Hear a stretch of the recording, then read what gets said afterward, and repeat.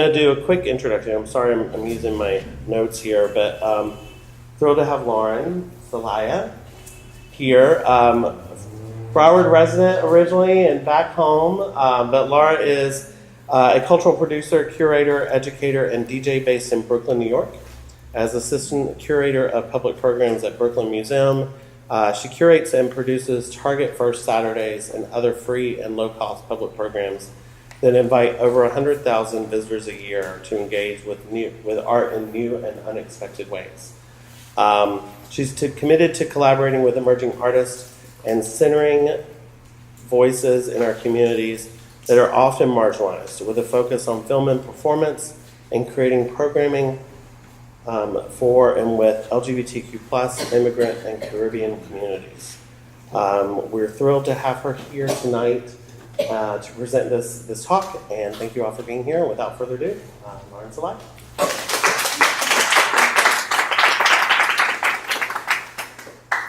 Hi, everyone. Hi. So I'm really excited to be here. That was a fabulous intro. Thank you, Chris. It's so meaningful to me to be not only back home, but in a space like the Stonewall Museum and Archives, which really does fantastic work to document our histories and make sure that we care for generations to come. So I just wanted to acknowledge that and thank you for sharing space with me. A little bit about myself. So my talk, the focus of my talk today is going to be Queer Contemporary Art and Community, 50 Years After Stonewall. So if you're not aware, this year we're celebrating and acknowledging the 50th anniversary of the Stonewall Riots, which I'll get into a little bit later. A little bit about me. You've heard a lot, but this is a picture of me where I typically work in Brooklyn at the Brooklyn Museum. Chris mentioned this, but I'm really committed to centering voices in our communities that we don't typically hear from in museums. So a lot of times that's LGBTQ folks, immigrant folks, and people of all different types of backgrounds. And I'm really passionate about bringing arts and culture to the people. I also have a radio show called Queer Art Radio, which I host and produce in Bushwick, Brooklyn. And just to give a little bit of context, since we're here in Fort Lauderdale, you'll join me on a journey to sunny Brooklyn. Yeah, but not so warm. Not so warm right now. But typically, I work in an art museum that's an encyclopedic museum. We're known for our cutting-edge exhibitions and public programs that invite visitors to see historic artworks in new ways and to engage with today's most important issues and artists. We're located in the heart of Brooklyn at the intersection of Crown Heights, Flatbush, and Park Slope, and we have one of the most diverse populations of museum visitors in the United States. 40% of our visitors identify as people of color. We have a long-standing commitment to creating programming that is reflective and responsive to the concerns of communities surrounding the museum. So we're always interested in expanding the art historical canon and showcasing artists of color, women artists, and LGBTQ artists. We're also the first museum in the world to have a feminist art center. Oh, yay! So I'm going to talk about 3 of my recent curatorial projects that center queer artistic production and creative communities in Brooklyn. And then I'm going to get into the focus of my talk is on an exhibition that I'm working on currently to coincide with the 50th anniversary of the Stonewall Riots this summer. So one series that I did, I think this was 2 years ago, I really have a heavy focus on film. I studied art history and film. So I've been doing film series. Just this past Thursday, we had a really beautiful screening of a film called Graffiti, which is a new LGBTQ film from Kenya that was originally banned for its positive portrayal of a queer romance. And it was a Brooklyn premiere, so it was really beautiful. We had a sold-out screening, 400 folks in the room, and we were lucky to present a Brooklyn-based singer-songwriter whose work is on the soundtrack. And then on the left, we have a still from a project by a Brooklyn-based creative named Chanel Ponte-Pearson. And she has a web series called 195 Lewis, which documents the lives of Black queer women living in Brooklyn. I also presented a series that I'm really proud of called Cuerpos Radicales, Radical Bodies and Performance. And this was a 3-part series that we did at the museum, inviting gender nonconforming and women identified performance artists. So this was I think I said it was a 3-day event where we had about 12 emerging artists, and they're really exploding rigid notions of the gender binary, and this was in conjunction with the Stonewall Center for Feminist Art, which I mentioned earlier. And I have a little trailer for this. Can I press play on it? Yeah. Okay.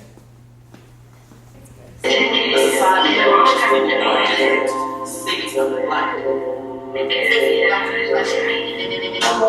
Six neglected depression, vision, place, given, and I remember that I could be next.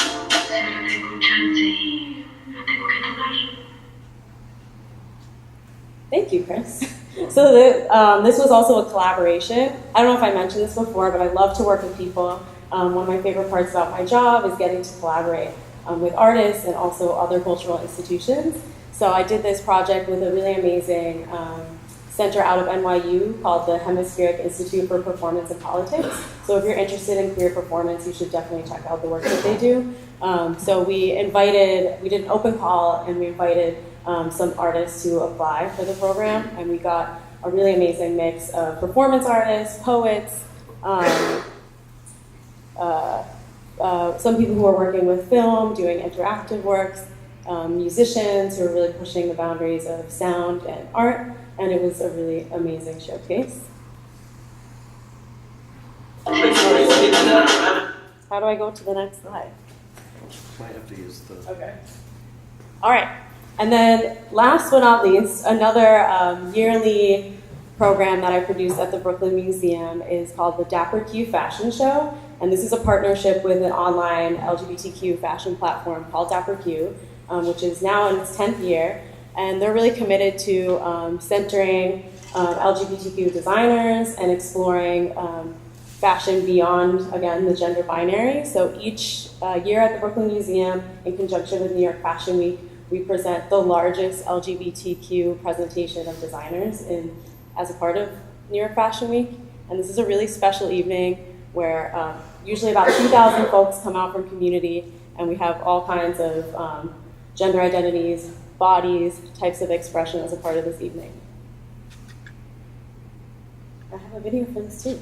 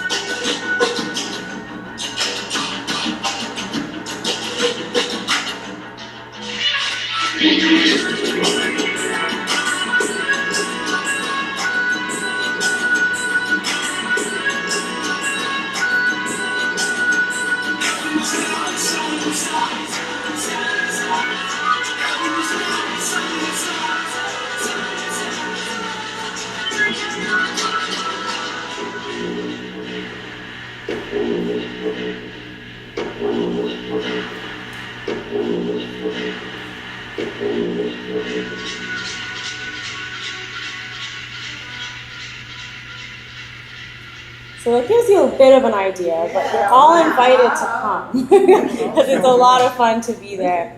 And it's something truly unique. And I think in the past 5 years, we've seen a lot more headway in terms of mainstream fashion being more inclusive, and gender non-conforming style is more visible nowadays.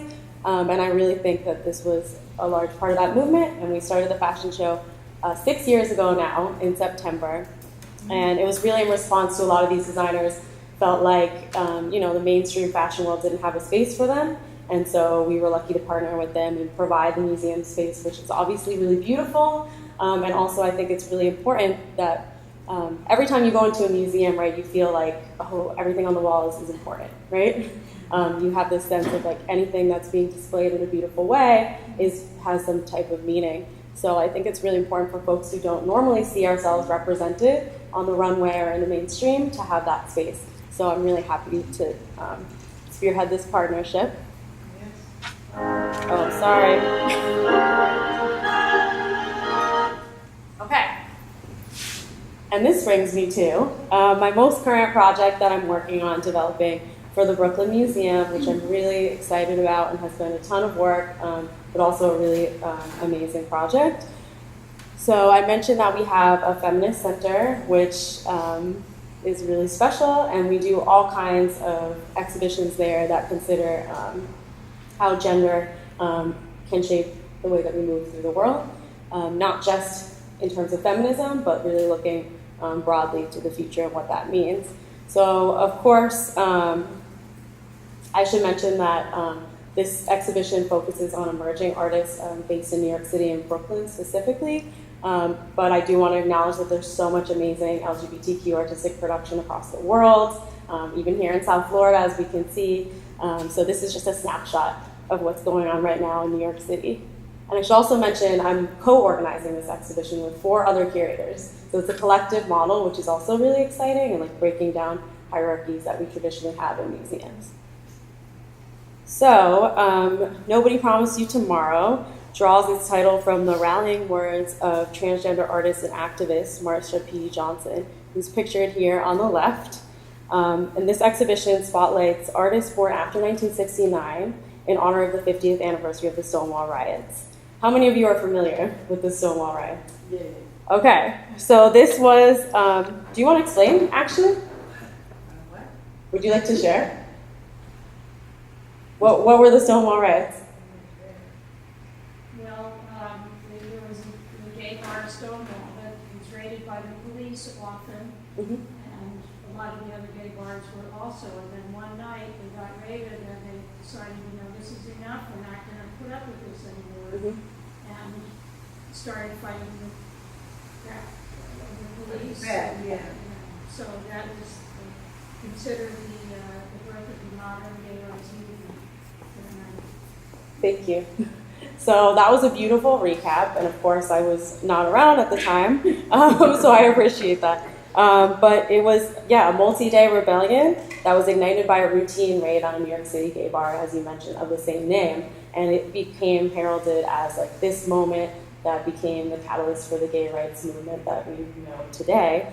And I say routine raid because, like you mentioned, thank you, that this was typical. That nowadays I can go with my partner to the bar and drink in peace, but back then I understand that there were it was normal for the police to show up and perform raids and for people to get arrested for gathering in gay spaces. So this exhibition explores the profound legacy of this moment of protest in contemporary art and visual culture, and it grapples with how we will care for generations of LGBTQ people to come. The exhibition presents a constellation of 22 artists who represent the vanguard of queer and trans artistic production in New York City today.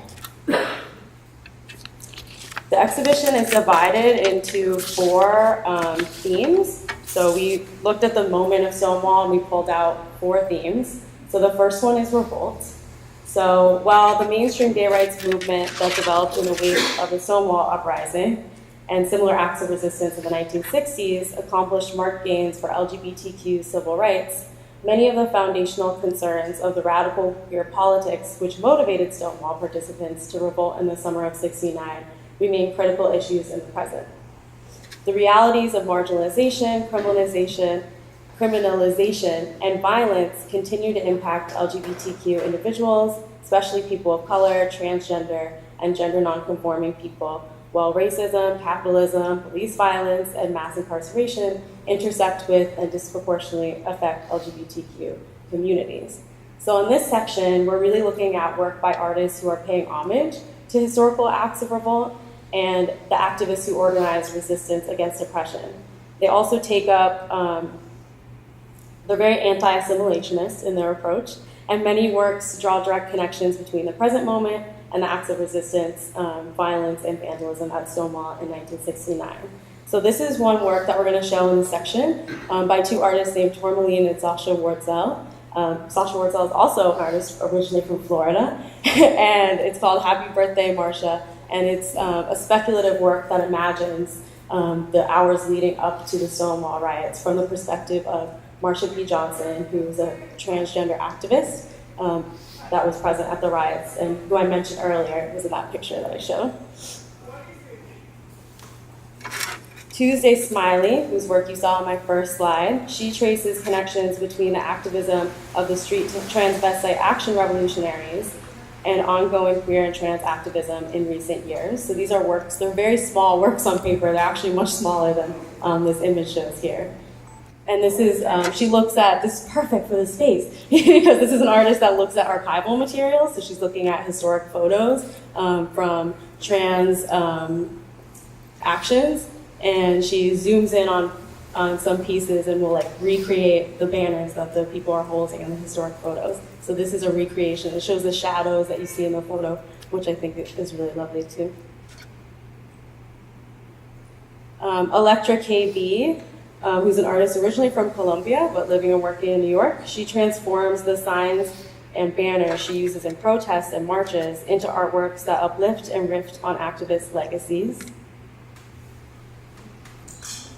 Juliana Huxtable remixes the vitriol of online political commentary to complicate mainstream feminism and transphobia. So this is a work, these are posters with also some magnets that look like protest pins.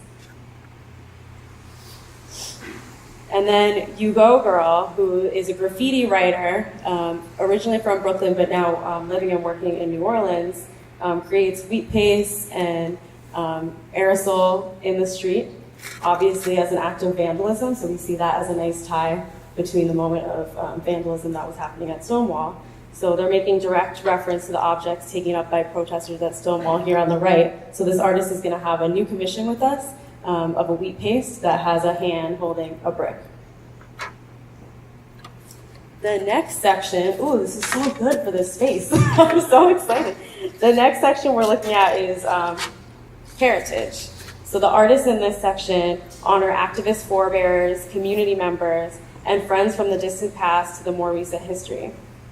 The individuals and collectives from the early years of the queer liberation movement demonstrate a vanguard insistence on being visible and being heard despite material scarcity and marginalization by society, their communities, or their families. These figures have been excluded from formal archiving practices and mainstream storytelling, often due to the radicality of their politics or expressions of their identities. Some artworks in this section grapple with erasure, while others memorialize foreparents who laid the foundations for contemporary organizing, and all forge an expansive intergenerational lineage of queer culture. So this work in particular is by an artist named LJ Roberts, and they're looking at one figure who was present at the Stonewall riots, named Stormy Deleveray, who was a butch lesbian who from the point of view of the artist, has been erased throughout history. So this is something what we're constantly thinking about, and Chris and I were talking about earlier, is that the work of archiving is never really over. It's something we have to continuously make note of who are we leaving out and how can we tell a more complete and expansive story. So this artist is going to do a new commission with us made of light boxes, but these are some collages from an artist book that they made previously, taking newspaper clippings, some archival photos of Stonewall, and photos Are these of Stormy. all Stormy? Yes. Ah, And then I, of course, wanted to show that this, the impetus for this project, the artist was inspired by a correction that the New York Times issued in 2016. So this is very recent, right? That said, this article also referred incompletely to the initial protesters at the Stonewall Inn. They were primarily gay men, not just gay men. There was at least one lesbian involved. So we know that, right? At least. So we know that women were present, trans women and lesbians were at Stonewall and involved very much so in the riot. Let's see. Marsha P. Johnson, again, and Sylvia Rivera, activists who advocated for the livelihoods of transgender and homeless communities, also appear in video works by Sasha Wurtzel. And the artist Tuesday Smiley locate their elegies at the edges of the Hudson River by the piers where LGBTQ people found refuge and community until gentrification pushed them out. So this is a project that Sasha Wurtzel is working on. She's actually finishing it up for us for the show. And she's really interested in how the piers, specifically the Chelsea piers in New York City, have become gentrified, and they used to be places of refuge for LGBTQ folks.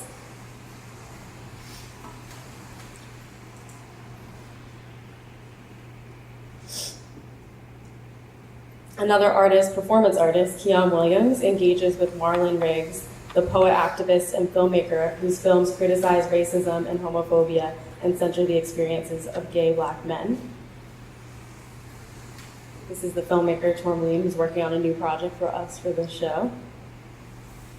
David Antonio Cruz, painter, and Linda LaBeija, who's a poet and performance artist, commemorate the lives of contemporary transgender women of color, an intersection of the LGBTQ community that experiences violence at disturbing and growing numbers, and to focus attention on the need for protection and care today. So those were only the first two sections. Are you ready for more? All right. Next up, we have care networks. So this section is really invested in networks or communities of care that we develop among friends, lovers, activists, and organizers, which are variously expressed by friendship, intimacy, companionship, and chosen kinship. For LGBTQ communities, many of us know, caring for one another can be a radical act in the face of oppression, violence, and discrimination. And strategies for mutual support have long been organized by and for LGBTQ people. Everyday acts of care also undergird more public-facing activism that allow moments of resistance like Stonewall and subsequent ones to happen. So this section includes some posters by an illustrator named Mohammed Fayaz, who illustrates party flyers for a party called Poppy Juice, sorry Pop, that happens in New York City regularly in Brooklyn. So this section is also thinking about nightlife. There's more photographs by El Perez, who is a photographer who is documenting moments of intimacy and care at bars, underground punk shows, and wrestling matches. Another artist in this section who's making a new work for us for this exhibition, Morgan Basaikis, who's going to be looking at mining the archives of Lavender Hill, which was a gay and lesbian commune in upstate New York. And then this is one of my favorite works in the exhibition, and one of the first ones that we knew we were going to include, by LJ Roberts, who made this mixed media installation with a very long title, but this is really massive textile work, and it acts as a map of the queer collective housing communities in Brooklyn at the time that it was made. So that was in 2001. And so it's a map of Brooklyn, and then on the floor there are some pins that the visitors can take with them. Another work in this section is a zine. So we're really exploring a lot of mediums. You can see like textile work, video, sculpture, performance, and then zine. You guys have heard of zines before? Yeah? Okay. So, which is like common for people in subcultures to like Xerox booklets and disseminate information. This is a zine called Amiga X, and this is made by the artist Camilo Godoy, who is a performance artist as well as a photographer, and he documents folks in his community. And then there's also a music video, because we want to include everything in the show, by Sasha Wurtzel in collaboration with Morgan Vasekis. And this was a music video that was shot on Fire Island. So we're really thinking expansively about the queer and trans spaces in New York City. So not just in Manhattan or in Brooklyn, but Fire Island is a place where folks gather in the summer, and upstate New York also has a queer history. Last, but certainly not least, my final theme of the exhibition is desire. And this one really presents the work of artists who explore myriad expressions of queer desire despite danger and overdifference. Focusing not just on longing, sensuality, and intimacy, this section also includes work which expresses desire for different worlds and imagines futures where queer and trans life can thrive and be celebrated. So this is another one of my faves. I love so much of the work in the show, obviously. But this is one by the artist Amaryllis de Jesus Molesky, and it's a work on paper. It's pretty massive, and she's really interested in exploring not only imagined futures, but queer origins of the universe. So she really centers women in these stories, and they're really beautiful. This is a photograph by John Edmonds. This is another artist in the show, Felipe Baeza, and he is interested in exploring desire through both the past and the future. So on the left, I apologize, this image looks so terrible, so you just have to come see the show in person. It's a work on paper where the artist is referencing a cave drawing that he saw at a pre-Columbian site in Guatemala called Naj Tunish. And he saw they have depictions of intimacy between men, and he was inspired by what he saw there, and then some small collage works as well. And I love the title of these, Post-Colonial Object of Desire. Simone Johnson, another poet in the exhibition, has a poetry video. And then Tuesday Smiley, again, we're really interested in not just representing one artist once, but representing the breadth of their practice. So earlier you saw some figurative works by Tuesday, and these are more abstract prints that really tackle the idea of failure. So oftentimes, like when we're imagining new futures and ways of being, supporting and caring for one another, we fail. So she documents that as well. Constancina Zavetsanos is an artist who's exploring the intersections of disability and queerness, and this is a bed topper, mattress topper that the artist used and turned into an art object. And then this is one of the last works that we added to the show, Jeffrey Gibson. And if you can't read it, I'll read it for you. It's a painting that says, "Because once you enter my house, it becomes our house." And then the one artist in the exhibition who did not live in New York and is actually no longer living, Mark Aguhar, who we included in the exhibition because she was largely influential to a lot of the artists whose work we're including now. And she was one of the first queer artists to really distribute her work on the internet. So a lot of artists came to know her work this way and really looked to it as a point of inspiration. And she worked mostly in text, but she had some drawings as well. And then another poet, Linda LaVeja, who I mentioned earlier, we're going to include 2 of her poems as audio works in the exhibition. So this is a photo of her. And I have to shout out my partner, Simone, because this was Linda performing at an event that she produces in Brooklyn called Queer Abstract. So this is a full artist list. If you want to take a picture, take notes. They're all really amazing, 22 artists. And for a lot of them, it's going to be their first time showing in a major museum, which we're really proud of. So again, not to be ragging on archives because they're so amazing and so necessary, but one thing that I hear a lot is that folks who are doing more historic shows is that it's sometimes hard to go back and find material that represents the breadth and the diversity of queer artistic production in the past. And so it was really important to us to represent artists working at the intersections of lots of different issues, so disability, immigration, and how those intersect with queer identity, and to include artists that are living and working now, and really to support their practice. So we're excited that we've been able to give money to have artists commission new works and to actually finish the projects that they're excited about. So I think it's really important too that museums and institutions engage with contemporary artists, which is why I love that you guys here pair both archival material with work by living artists, because I think it's really important to bridge that gap and to offer structures of support from our institutions. And that way, it's also documented in history. So 50 years from now, folks can look back and see that these artists were living and working and see what they were up to.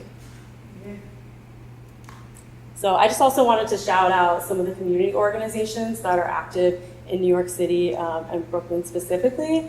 I think it's really important to note that while there's so much excitement around the 50th anniversary of the Stonewall Riots, and this particular moment has become so singular in regards to queer history and mainstream histories, but we know that there have been so many activist movements after Stonewall and in the 50 years since. Many organizations which are now no longer organizing or no longer active, but there are so many really phenomenal organizations in New York City in particular, and I'm sure there are here too, that are doing work for LGBTQ communities and offering legal services and really offering support. So I wanted to shout them out with a list here, and that's all I got. So thank you so much for listening to me.